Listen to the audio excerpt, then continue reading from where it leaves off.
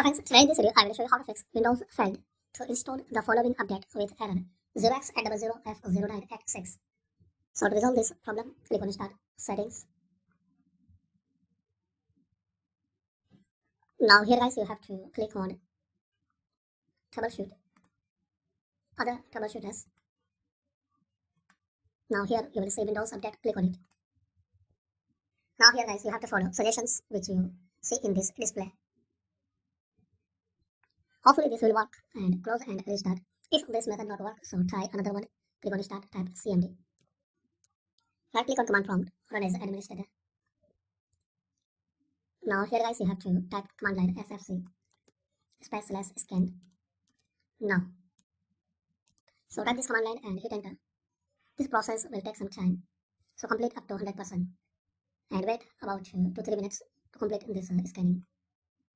And once guys you will see this scanning process will complete, close it and restart your PC or laptop. Hopefully guys after restart you can fix and resolve Windows failed to install the following update with error 0x800f0986. Thanks for watching guys. Please comment this video useful for you or not.